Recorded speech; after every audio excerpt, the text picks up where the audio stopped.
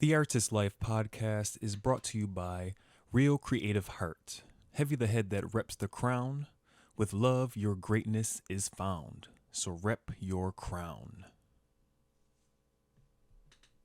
Live from Greensboro, North Carolina, Art is Life.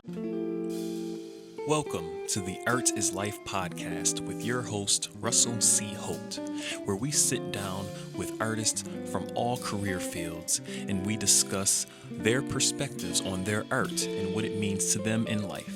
So sit back, have fun, and enjoy the ride.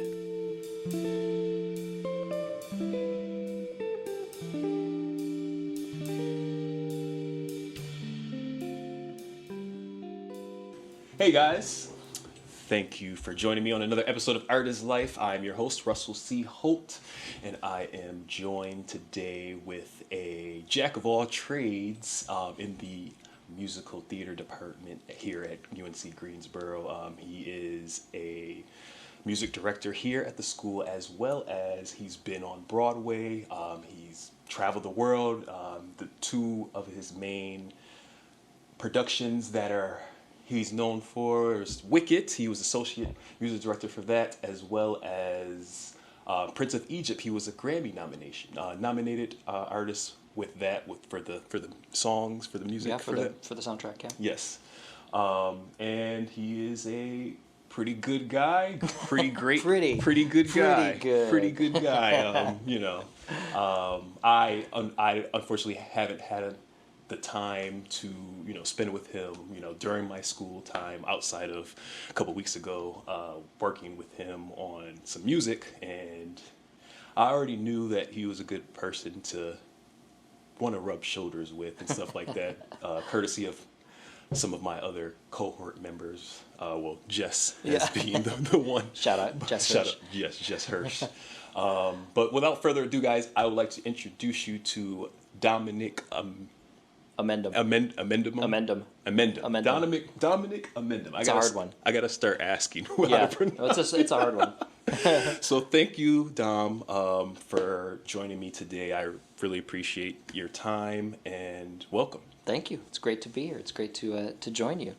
Well, so let's start off. For those who don't know, I'm probably butchered all the info that I have, but why don't you tell everyone how you started and how you got here? Yeah. So I think it depends on how much time do we have, how far back you want to go. When I was a young kid, I was the kid who just couldn't get up from the piano.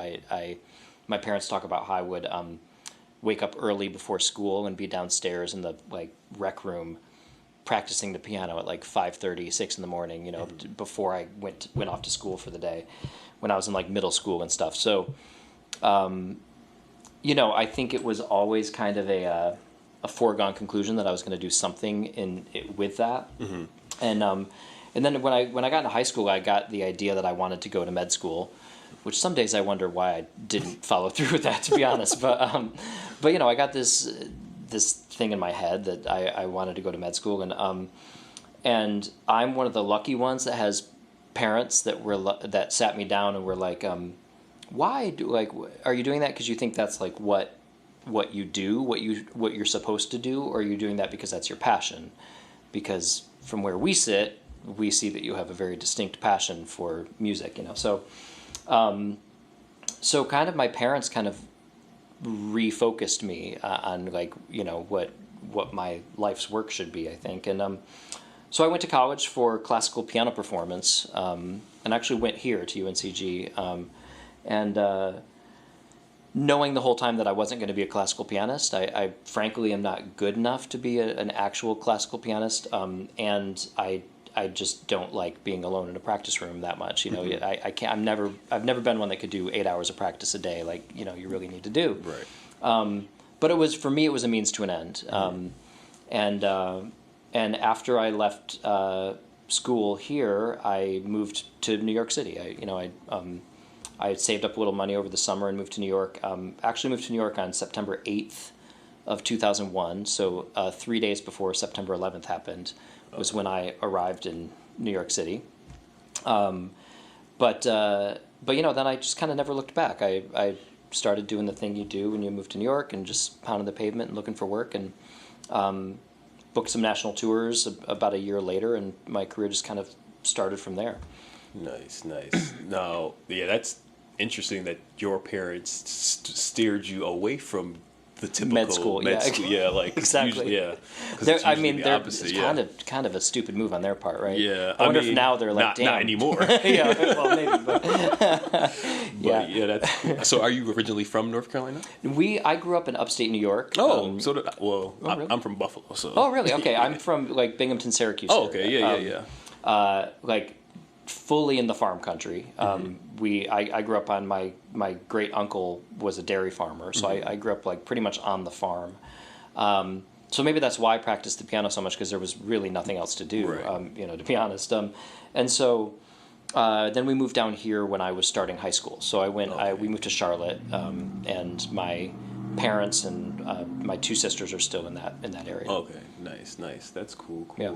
So after doing the tours and stuff like that, how long did you do that for until you decided that teaching was a part of?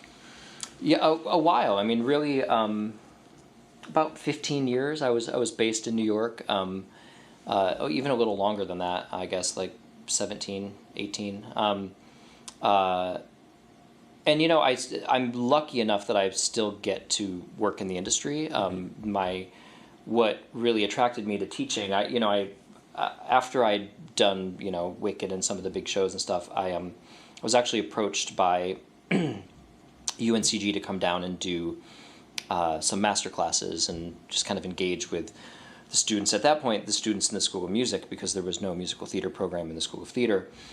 And so I came down in, I think it was like early February.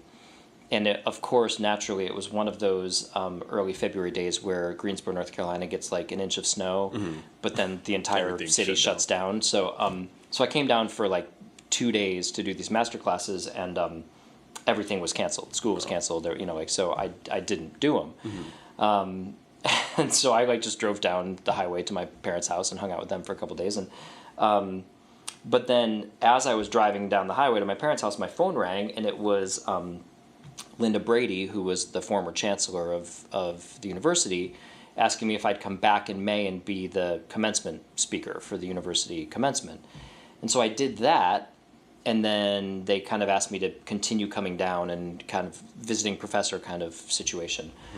And I said yes, because I thought, oh, that'd be kind of cool, change of pace, and then once I started doing it, I really really fell in love with teaching. I come from a long line of teachers. My parents are both, teachers, and my brother is an educator. And so, just like I got the bug, and I realized how inspiring, in a very different way than what my work in the industry is, teaching is.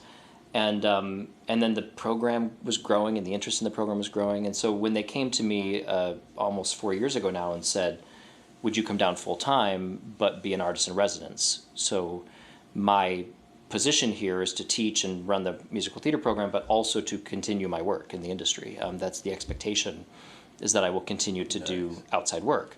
So it's kind of a best of both worlds scenario for me, So like artists of residency, that's pretty much they want you, they encourage you. Exactly, to go out. Like in academia, you serve on committees and you do research and service and all that. My research and service is my continued work in the world. So that's like the best of both worlds. Yeah, exactly. So, I'm very lucky. And speaking of that, as I mentioned before, Wicked and Prince of Egypt are like the two main ones like recently that people would know that you were a part of.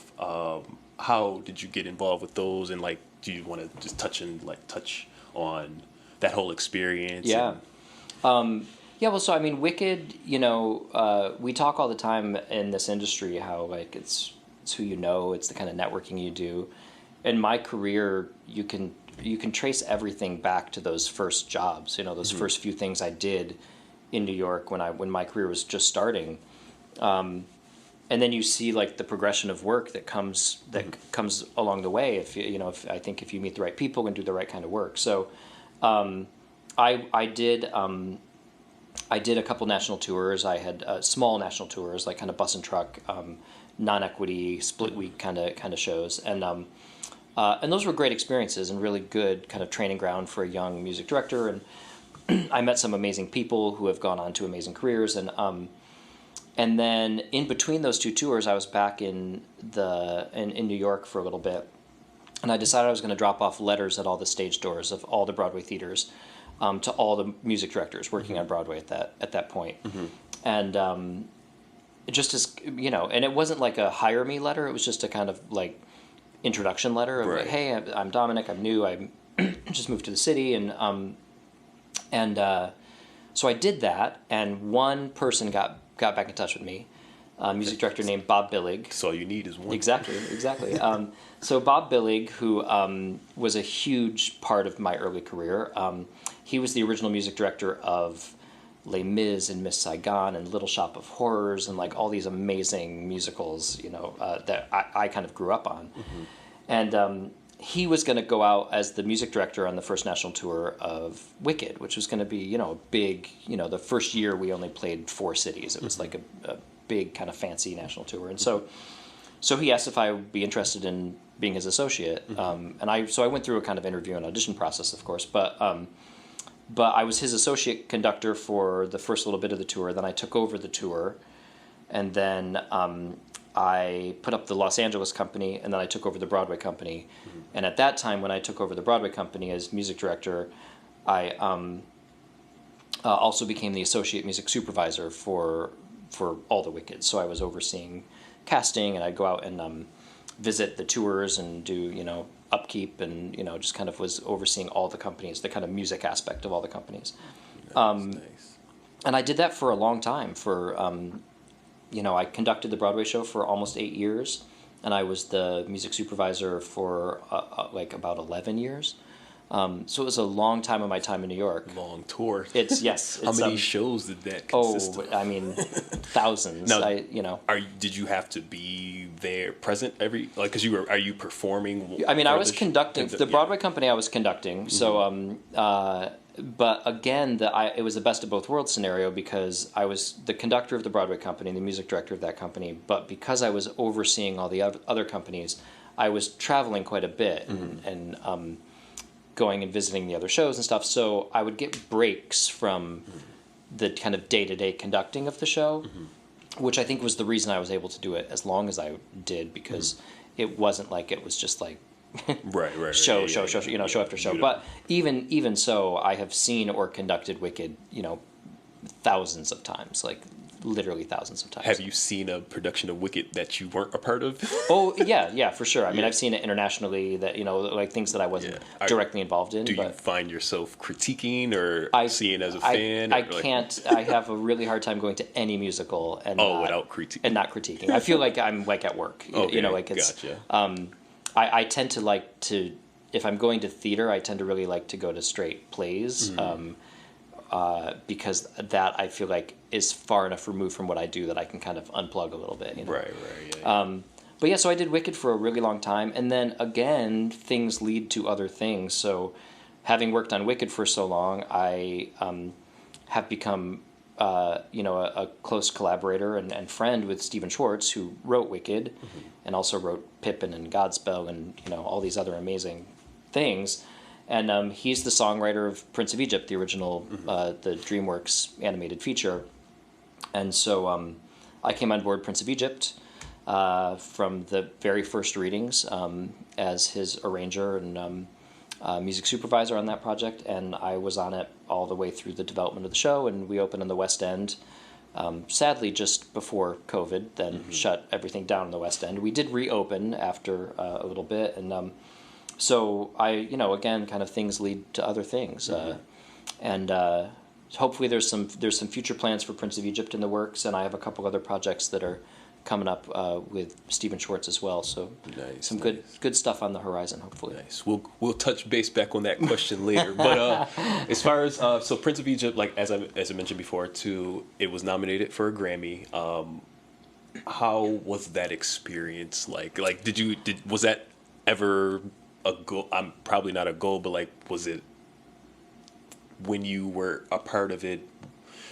was that in the back of your mind that this is potentially something Yeah. that could be nominated for? No, it really wasn't. I mean, it was, for the most part, people who do what I do in the world of theater, arrangers, music supervisors, there's not really awards for, like, there's no Tony Award for Best Music Director or Best Arrangements or anything like that. And so, I don't know, I think you get in the mindset of kind of like, you do the work for other reasons. You don't really think about that kind of recognition. Right. But then when I knew the nominations were coming out, I definitely had the thought of like, well, this is a big, like, new production of a Stephen Schwartz show on the West End. Like, hey, there's like actually maybe a chance. Like, once the project was done and the album was done, I definitely had the thought. And to be honest, the Grammy Awards are, most of the people who are in that nominating world don't know a lot about theater albums. So I think a lot of it too is name recognition, and to see the name Stephen Schwartz and Prince of Egypt, like, that goes a long way too. Right. So I had definitely had the thought, but I didn't want to speak of it to anyone. The only people I talked to about the fact that the nominations were coming out was, I just spoke to my wife about it, and so she knew that it was like kind of nomination day. And I was actually sitting here in my office in the dark, watching the like live stream online of the nominations.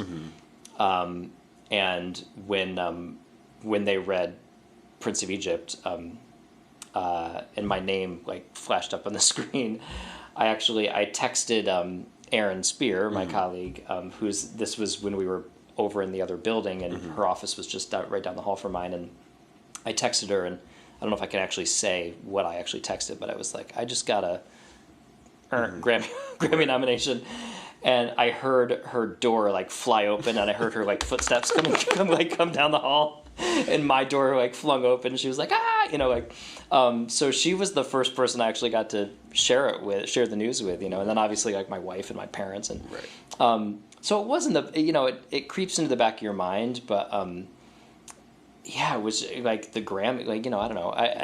I'm a musician first and foremost, like, in a way that's my life's work. So like to get a Grammy nomination was pretty amazing. Yeah. And to like see it live, I'm sure that was like a crazy, surreal experience. For sure. So I wanted to touch a bit, because you mentioned arranger, music director. Can you touch base on what those entail? And if there's any differences between the two? Yeah, for sure. So, I mean, generally speaking, an arranger is part of the writing process, or part of the creative process. So, to use my work on Prince of Egypt as an example, Stephen writes the songs and he writes the hooks, and it's always his vision and his ideas that then an arranger expands on, and so I wrote primarily the dance breaks, the dance music, any kind of scene change music and stuff like that. Is typically an arranger is doing that work, and then also just like taking the music, vocal arrangements as well. Whenever the ensemble is singing, Stephen will usually write things, the melody, or he'll write like a couple parts or something like that, but I'll take it and kind of expand it to like full ensemble vocals. And then it's just kind of further expanding on his original motifs and ideas. So it would be maybe equivalent to like a playwright and a director? Kind of, but there are some directors that just, I think it's like if you're developing a new show and the director is really like involved in the writing process. So kind of, but there's definitely an aspect of writing that goes along with being an arranger. And then a music director is someone who is really tasked with just kind of getting the show on its feet and maintaining the show and conducting the show and doing the kind of like day in, day out musical direction of the show. So an arranger is only someone who's really involved in the show in a brand new production, or if you're reimagining a show, whereas a music director you're going to find on any show. It's it's the person just kind of doing the day to day. Have you ever written your own shows, or? I haven't. It terrifies me. I love arranging. I love kind of taking someone else's amazing ideas and amazing work, and kind of just like playing with it and expanding on it. And I love the collaboration that comes with that. Writing scares me.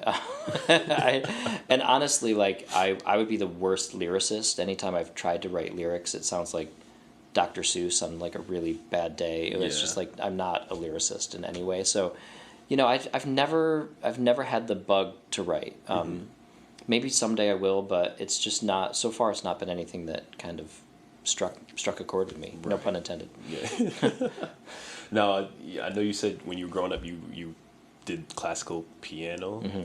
What is your focus now in terms of piano, or if there is? Yeah, I've been trying to learn how to play piano. Like prior to COVID, I was doing it, and then I stopped because I couldn't go to lessons anymore. Yeah, I mean, my focus, to be honest, is just to not suck at it. When I look at the stuff I used to be able to play when I was like really studying classical piano, I'm like I couldn't dream of playing that stuff anymore. And granted, my career requires me to do different things now. Like then I don't think I would have known how to like play with the rhythm section and groove at all. You know, like so I play differently now than I did then. But my technique is not what it used to be by any means. So, and I don't get to play that much anymore. My work is spend a lot of time at the computer, and I don't just mean like because I'm here, you know, working at a university, but even my work as an arranger and stuff is more almost like desk work than really like playing work. You know what I mean? So, I just don't get to do it as much anymore. So when I do have to, I get a little anxious now because I have to like really focus and like actually, you know, like practice a little bit, and you know, like it can be a little stressful. Yeah, and I know some viewers are probably like, when you said you went to all of these music directors and like dropped off your information, like what? Like, right. What does that even mean? You mean you emailed everyone? Yeah, exactly. Like, no. Yeah, no, this was I mean, the internet existed, but it was a pretty new thing. It was pre-emails. Like, yeah. So I dropped off letters. Yes. I actually also dropped off demo CDs with the letters, which is like, does anyone even own a CD anymore? You know? Yeah, CD player. Yeah, I remember. Yeah, a couple years back. Yeah, someone handed me a CD. I'm like, I don't even have a CD player in my car, so exactly. I can't do anything. I have no way to play this. Yes. So I wanted to touch because you have a wife and 2 kids. Obviously, you didn't have that when you were doing, but how would you say you back then also compared to now with your family? How are you able to manage and juggle all the different? I mean, it's a challenge. It's, you know, a career in the arts, but also more specifically a career in theater. I think the hours we keep can make it really challenging. There's a lot of evening, you know, commitment. There's a lot of you know, weekend. You know, it's just not a career that you can balance easily. I think the industry is trying to address that a bit more and more now, particularly kind of post pandemic. But it's hard, and honestly, that was like one of the most amazing things about the pandemic for me was suddenly like everything stopped, and it was the first time in my life, in my like professional life, that I had nothing on my calendar. You know, like I'm also not a good. I'm really bad at saying no. My wife will tell you that, and I tend to overcommit. You know, so the pandemic was actually a kind of amazing time because I got to actually, I feel like, plug back into my family in a way that I hadn't. Right. And so now I actually struggle more, I think, with being away. Like I used to travel all the time. That was a big part of the decision for us to move down here and kind of make this change, was an attempt to kind of like mitigate a little of that. Right. And I just, a couple weeks ago, went to the Southeastern Theater Conference for like 3 or 4 days, and I was like so ready to get home. You know, it's just, I think it's really different for me now. So it's definitely a challenge. And I think for me, and what I think I'm better at, still not great at, but trying to get better at, is when I am able to be home, making sure that it's free of distractions, and really allowing myself to kind of plug in and be present for my kids and for my wife, and like that goes a long way, and it makes it feel less awful when I'm not there. You know what I mean? When then I have to leave an hour later and come back to rehearsal or something.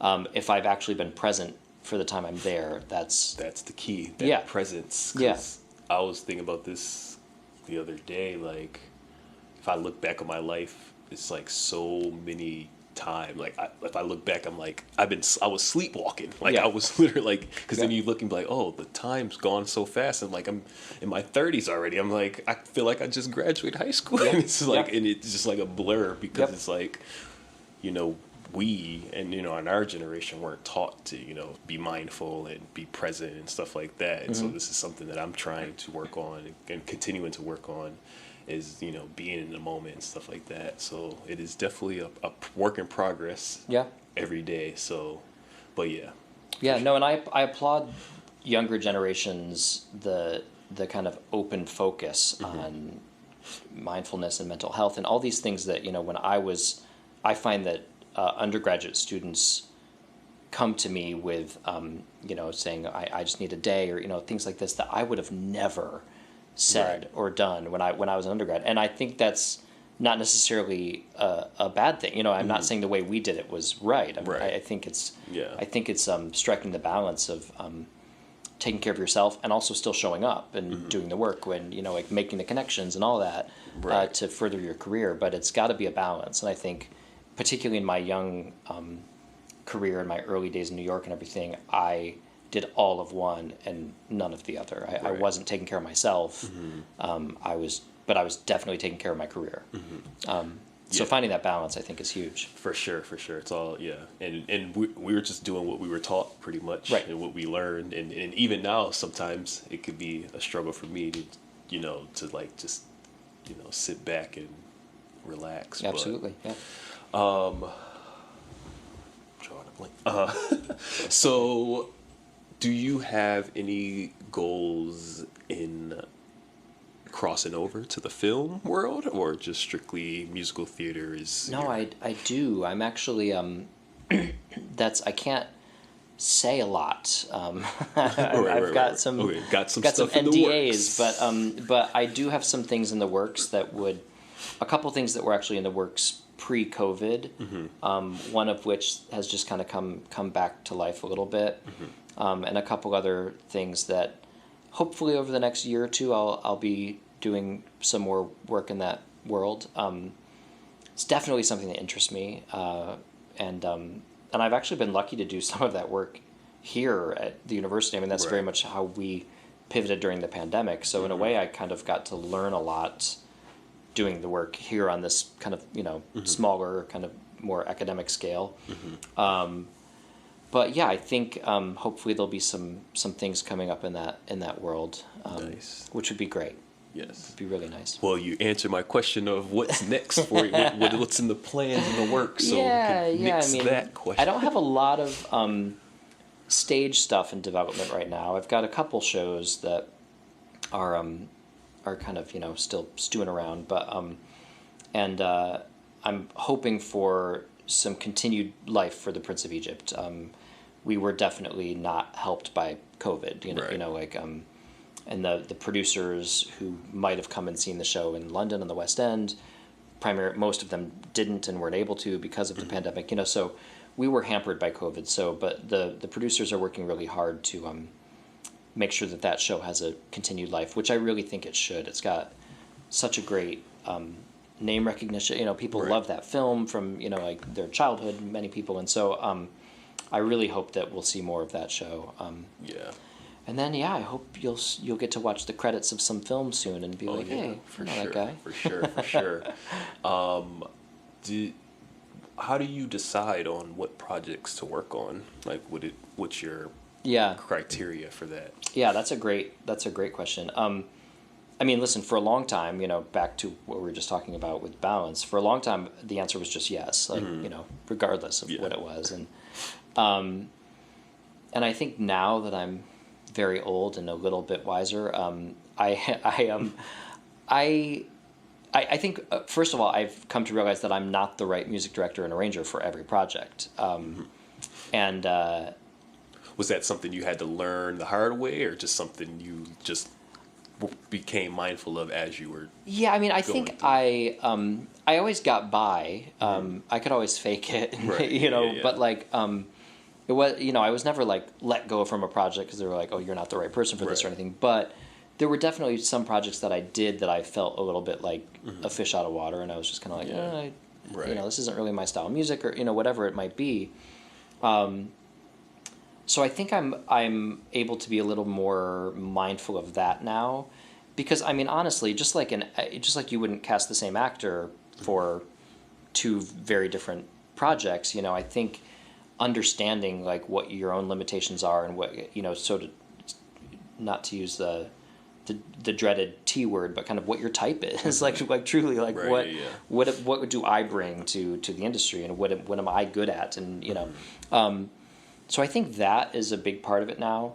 And honestly, the change in my life to kind of be based here and be working at the university too now is that I can really accept projects that interest me and excite me, and I don't have to do things simply to kind of pay the mortgage, Right. you know, which is a nice place to be. And so that's a big thing too now, is if it's something that I feel I'm the right choice for, then the other question is just like, is this exciting to me? Is this saying something new? Is this, you know, just all of that. Is it music that I love? Is it a composer that I've worked with who I love? You know, Right. I think Stephen Schwartz could call me to like, I don't know. He could be like, hey, I you know, wrote these 4 pages of the phone book down and I musicalized them, and I'd be like, awesome. Like, you know, I just think he is a writer, and what I do as an arranger, like we have a shorthand that works really well together. So Right. there's certain composers that I would work with anytime, any day. Yeah, it's all about those relationships and how, you know, building those. I mean, that would probably be, would you say, the most important thing when it comes to like navigating in this industry, like building those relationships and having, because even like in those situations where you say you maybe not feel like you are right for the project, but the person knows you well enough to, and they know who you are as a, and Gully was actually talking about this yesterday when it came to like interviews and stuff like that. Just, you know, somebody that you know could go and have a drink with, or you know, hang out with. I think so that's a huge part of it. And I think the personal part is a big part of it. Just, do I like to spend, you know, when you put up a new show, you're spending long days with these people and long weeks, and you know, like Prince of Egypt, we developed that show over about 6 years before it opened on the West End. So, you know, you are like bringing someone into your world that you have to, you know, be able to at least put up with and hopefully like. Right. But also, I think for arrangers, because there is an element of writing involved, you know, like Stephen sends me songs, and or he'll record them, you know, he'll play and sing them, or, you know, there's been various ways that he delivers material to me, and then I really take it and oftentimes will do a lot with it and send it back to him. And, you know, like that's, first of all, that's terrifying for any arranger, I think, to send it back to the composer and be like, hey, what do you think, you know?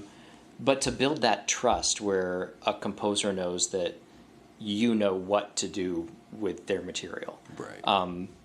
That's really big, and I think that's a huge part of it. And to build that relationship and that trust, and have people trust me to keep coming back to me, and also for me to know that I can deliver what they're looking for. There's been other times in my career where I've looked at a song or listened to a song and I've just been like, I don't know what to do with this. Right.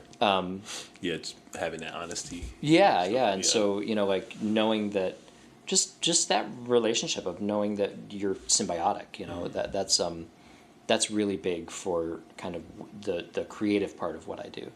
And then, you know, for music directors, I think that part of what I do is it's about getting the job done. You know, that's truly about like maintaining the show and keeping things clean and tight. And, you know, just like, how do you how do you run the business, so to speak? You know, like what kind of a manager are you? That's a big part of that. So again, like letting people know that you're good in that role, and that's not just composers, that's directors and general managers and producers and people like that who are going to put together a team. Right. Now, you mentioned long hours several times. Yeah. I'm not bitter though, I promise. So what is it like an average day in the life of like a arranger and a musical director, like when you get on a show? Or, yeah. I mean, again, it depends on kind of like new show development versus just kind of like running a show. Right. New show development, it can be incredibly intense. You know, the most kind of like basic development stage would be if you're doing a reading or something like that, which, you know, you're doing like a 10 to 6 day typically in the studio with the cast. But then what is, you know, I mean, people understand this, but the unseen work is that then the arranger goes away at 6 o'clock, powwows with the composer about changes that they're going to make, and then you're making them that night. And it's not enough just to make them in your head. You got to like write it down and get new versions of the music, and you got to email the stage manager the PDFs and tell them what to print for the next day. You know, like there's a tremendous amount of just kind of like labor that comes into supporting the creativity. So it's more so at once, like it's more overtime that's unseen on your own time. Exactly. Yes, deal. there's a ton of that. And then the most frightening version of that is the you know, you're about to put the show up, you've rehearsed it. The rehearsal days are incredibly long because it's that just for a month. It's you know, you're done at 6, but then you're not done at 6. You're spending your evening rewriting things and tweaking things and creating new versions, and then you get the show up, you get through tech, and you start the preview process, and it's all of that. But you're not done till 11, maybe 11:30 after you have a production meeting. So your work to make changes really starts, you know, at midnight, or early the next morning, because every change you make then has to be communicated to the orchestrator. They need to revise things for the orchestra. They need to pass them off to the copyist, who then creates the orchestra parts. And as an arranger and music supervisor, you are overseeing that whole operation, and so there's there's the creativity, and then there's a tremendous amount of management, and that can get really intense when you're putting up a new show, and really exhausting. But you have to do it, because the worst case scenario is that you've made a change that hasn't been communicated correctly to the orchestrator. So the orchestra is on a different page than the cast. Yeah, I mean, things can unravel very quickly if you don't have a really specific workflow and process.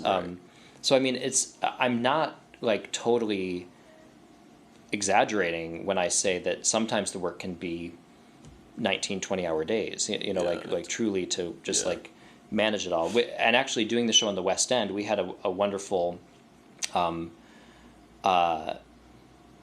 ability, because of the time change, that I could send things to our orchestrator very late at night in London, and he would still have a couple hours to work at the end of his day because he was in the States. And so we were able to use the time change to our advantage, but it's a intense process. Now, when you're involved in that intense of a process, I'm sure like family life doing like it could get a little complicated at times. It goes to the back burner sometimes. I mean, I hate to admit that, but and in that process, you know, I've done that process on kind of smaller, low budget shows where I'm like truly like doing the work of 4 or 5 people and just trying to make it happen.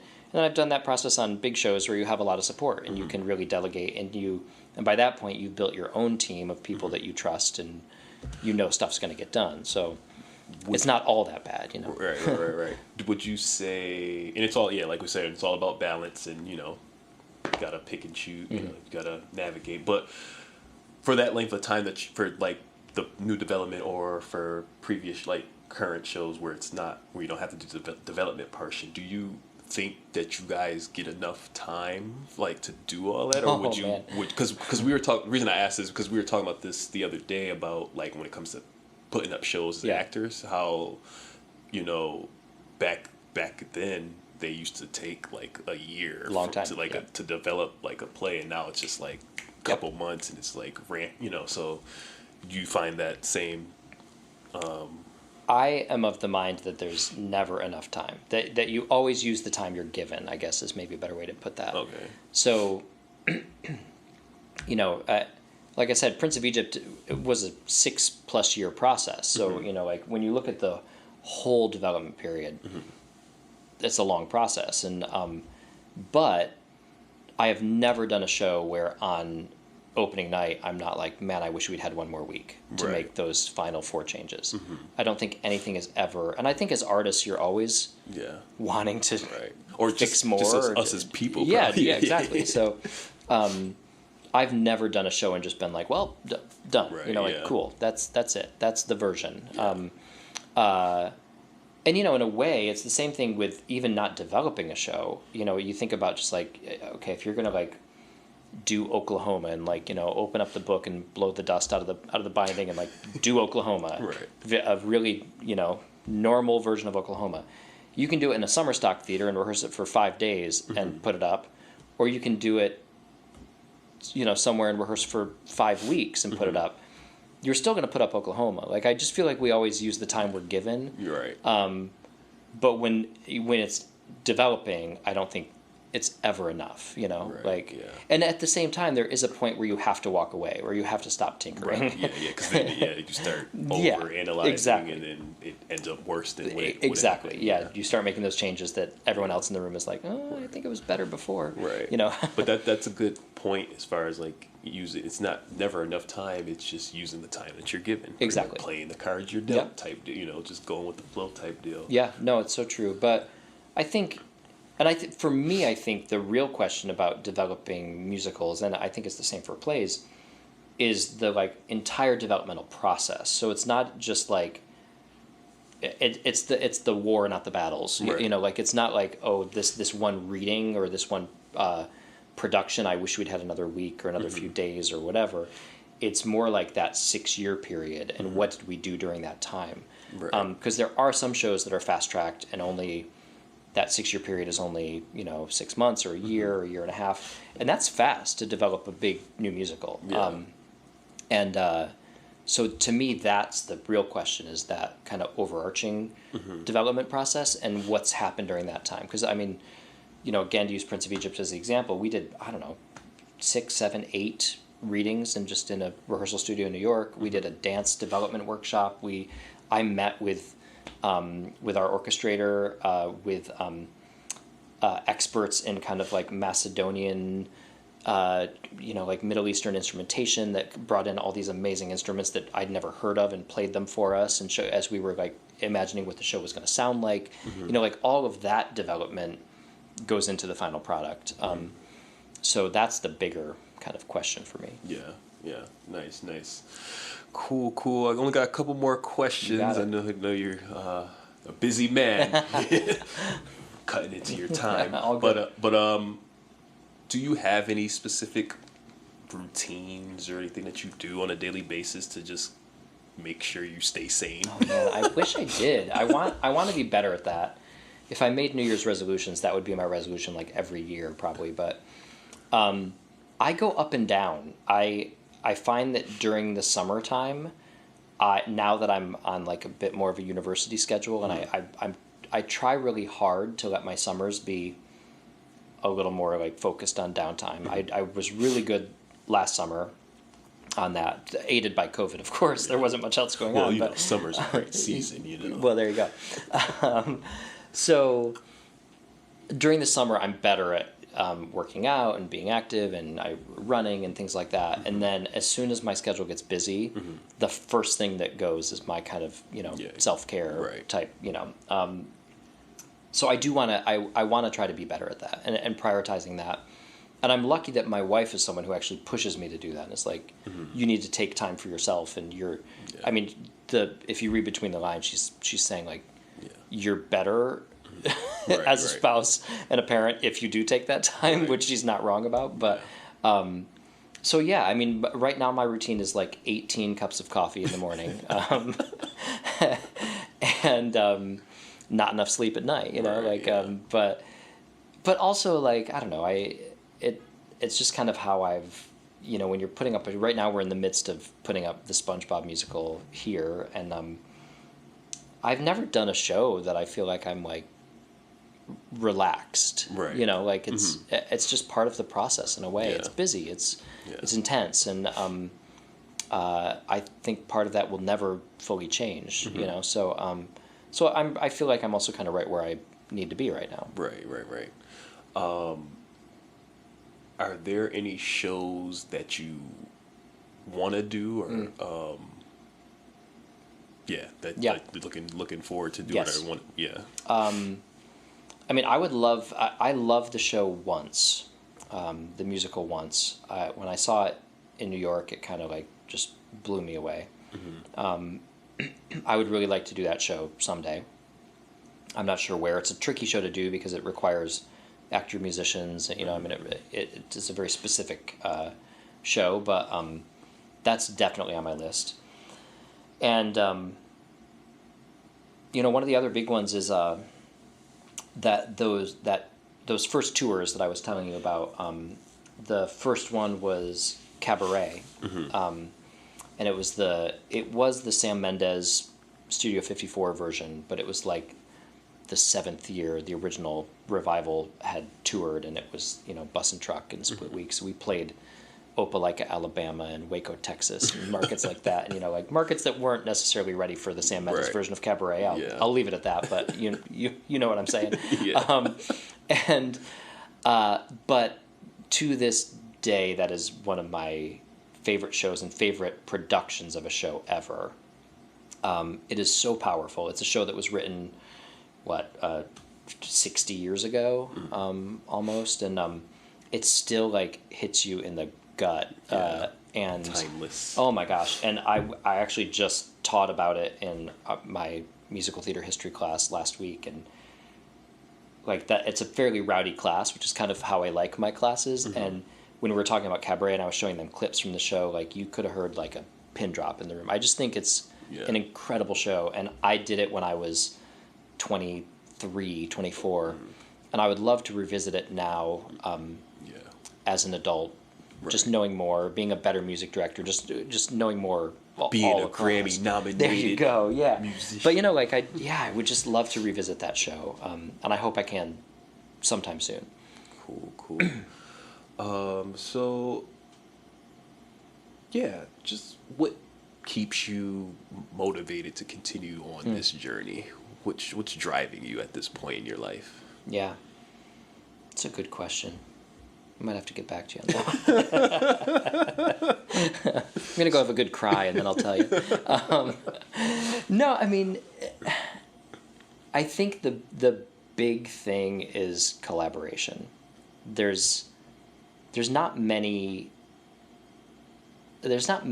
jobs you can do in the world that are as collaborative as what we do as theater artists. Right. And I've had the great opportunity to work with like some of the most amazing people, and so many of the amazing people in my life are because I met them, collaborating with them, and so that just like the joy that comes from that, and from getting a group of people together to just be wildly creative and see what happens. And the thought that I get really annoyed by reviews, because the thought that no one sets out to like make bad theater. Like everyone is in this for the right reasons, and everyone wants to put out something that's amazing. And sometimes we hit the mark, and sometimes we don't. But like, I think it's a pretty magical thing when you get right down to it. And again, in music theater history class, we're talking about the televised musicals and like the challenges of doing musicals that way and stuff. And I told the class, I was like, there's the thing that I always tell people about what's so amazing about what I do is we talk all the time about like the magic of theater and like but when theater is at its best, there's this amazing energy that comes from the stage, and there's this amazing energy that comes from the pit, from the orchestra, and there's this amazing energy that comes from the audience. And the single place that all of that meets is right where the conductor stands on the podium. And so that like feeling, the high, and like it is truly a high that comes from a great show, that energy all just works together, is something that like I can't find anywhere else. Yeah. You know? Yeah. And I actually hate to say that, because in some ways I am truly the only person in the house that has that seat. Right, you know? exactly. That has like, that experience. Yeah. But it's just, there's something so magical about that feeling, that's just, you know, like, it's like nothing else. Yeah. Yeah, that's very powerful. Yeah. Yeah. You mentioned collaboration and stuff. Like, do you have, I guess piggybacking off of my previous question as far as like the shows, do you have any particular person you would like to work with, or like that you were starstruck with and love to like collaborate with? Oh, so many. Yeah, I mean, I think Dave Malloy is amazing, and Anais Mitchell, like a lot of these new composers that are writing just like the kind of new generation of, you know, Great Comet, Hadestown type shows. I already said Stephen Schwartz, who, you know, I just think is an amazing collaborator and writer. There's definitely directors I would like to work with.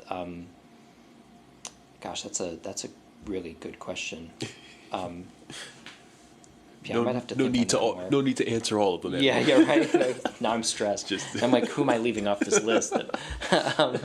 No, but I mean, and truly, like, it's also like, I don't know. People come out of nowhere, and there's a writer named Jim Bauer, who wrote a show called The Blue Flower that I did off Broadway, and then I did another project with him at the O'Neill Center, and he, to this day, is one of the most amazing songwriters I've ever worked with, and I love his stuff so much, and his stuff isn't out there in the world really the way it should be, and so, you know, then I'm like, yeah, I would love to work with Jim again and just like create something that maybe gets more people turned on to what he does. I use examples of his songs in my musicianship class here, and the students are always like, what is this? This is amazing. You know, like, so like people like that who aren't like mainstream, so to speak, but like are amazing. Yeah. If you're listening to this, go buy Jim Bauer, the Blue Flower. It's available on iTunes, and it's amazing. It's a musical? Like, it is a musical, songs? but it's a very non-traditional musical.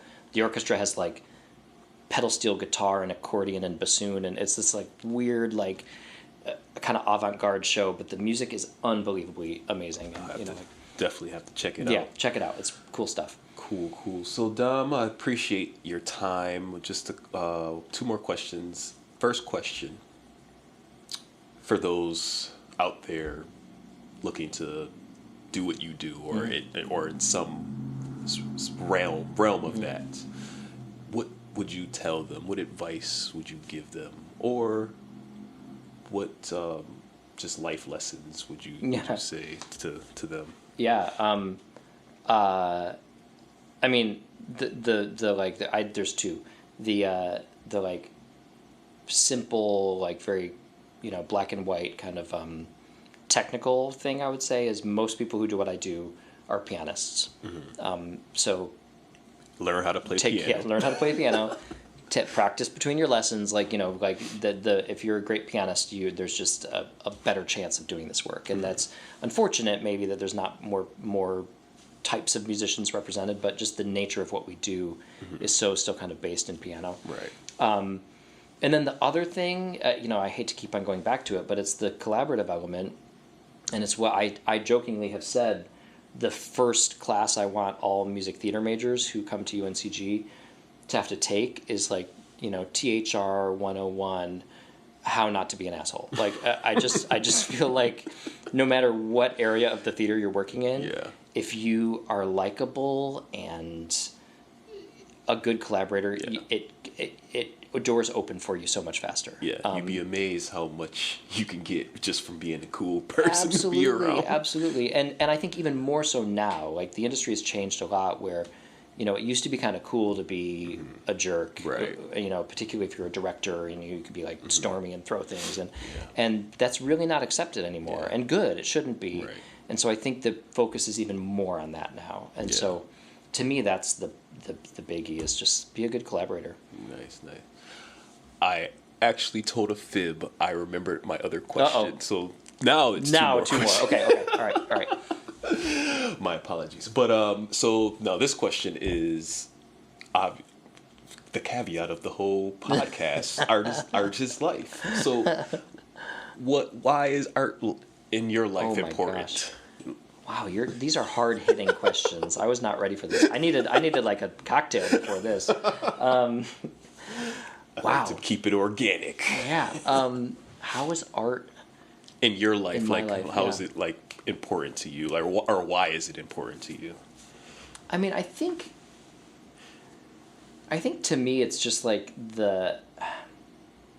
it's the opportunity to make something. Mm-hmm. And to make something that might outlast me, right, which like is kind of crazy to think about, but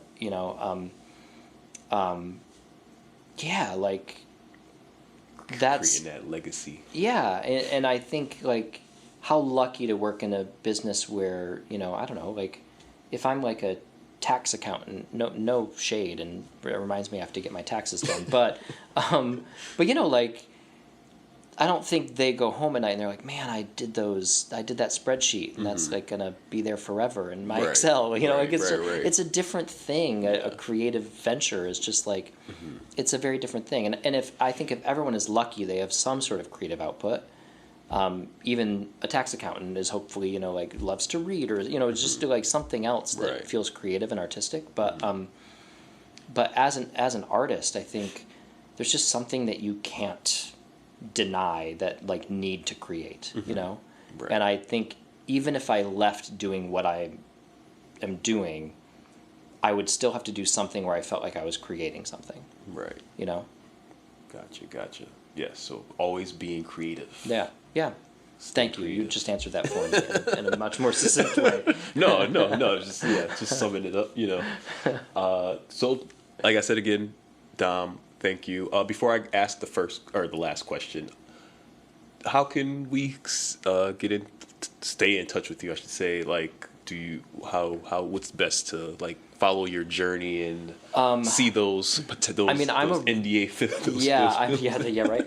I'm a really bad social media person. I mean, I'm on like Instagram, but it's all pictures of my children, and I think it's private. Gotcha. I'm like just at the end of that generation where you didn't feel like you needed any of that stuff, and I'm feeling like that too, because I recently just got engaged. Spoiler alert! Yay, congrats! But I was like, I hate that I have to be obligated or dictated to like post on social media. I just tell people when it comes up, or tell my close personal friends. Yeah, because that's what I did when I found out I was gonna be having a baby. Another spoiler. Spoiler alert. Well, they know that because I posted it on Facebook. Okay. But I was like, I posted on Facebook, but then it was like, I mean, most of these people, I told the people that matter. Exactly. Yeah. No, I know. So I mean, social media kind of, or just like shoot me an email. UNCG Theatre. We'll tell you, or shoot me an email. I'll fill you in there. Cool. Do you want to give that out, or Dom Amendum at uncg.edu? And I'll put it in the show notes as well. Thank you, Dom. I appreciate this. Like I said before, final question. Yep. When it's all said and done, what do you want your legacy to look like?